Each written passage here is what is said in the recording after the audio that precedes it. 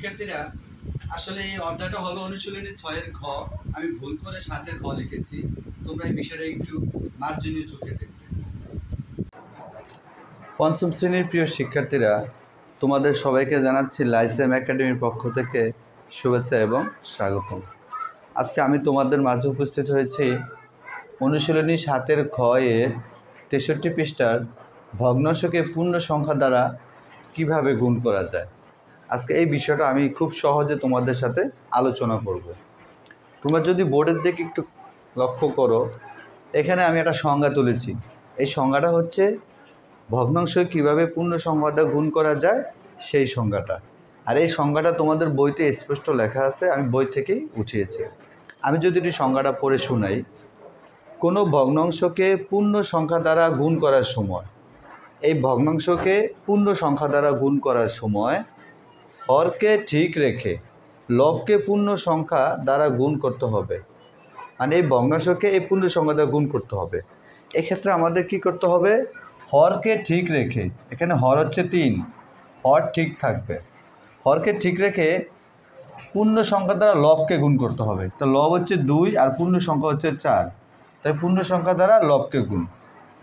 দেখো, হর 3 আছে, 3ই থাকবে। 4-এর সাথে 2 যোগ করলে 4 দুগুণে 8। ভগ্নাংশকে পূর্ণ সংখ্যা দ্বারা গুণ করার পর এখন যে ভগ্নাংশটা পেলাম সেটা হচ্ছে 3-এর 8। এটা হচ্ছে একটা অপ্রকৃত ভগ্নাংশ। তোমরা সবাই জানো যে অপ্রকৃত ভগ্নাংশকে আমাদেরকে অবশ্যই মিশ্র ভগ্নাংশে রূপান্তর করতে হবে। মানে অপ্রকৃত অবস্থা রাখা যাবে না, এটাকে মিশ্র ভগ্নাংশে রূপান্তর করতে হবে। মিশ্র ভগ্নাংশ করতে হলে কী করতে হবে? হর দিয়ে লবকে ভাগ করতে হবে। মানে ছোট সংখ্যা দিয়ে বড় সংখ্যাকে ভাগ দিলে মিশ্র ভগ্নাংশ হয়ে যাবে। আমি যদি খেয়াল করি, 3 দিয়ে আমরা 8কে ভাগ করব। 3 8-এর ভিতরে যায় 2 বার, 3 দুগুণে 6, বিয়োগ করলে থাকে কত? 2, বিয়োগ করলে 2 থাকবে। এখন দেখো, ভাগ করার পরে এই যে দেখো, যে বাক্সেসটা আছে, এই বাক্সেসটা ভাগফলের সামনে একটা দাগ দিয়ে বাক্সেসটা চলে যাবে দাগের উপরে, আর যে ভাজকটা আছে যেটা দিয়ে ভাগ করেছো সেটা চলে যাবে দাগের নিচে। তাহলে আমাদের ফলাফলটা আসলো কত? 2 সমস্ত 3-এর 2।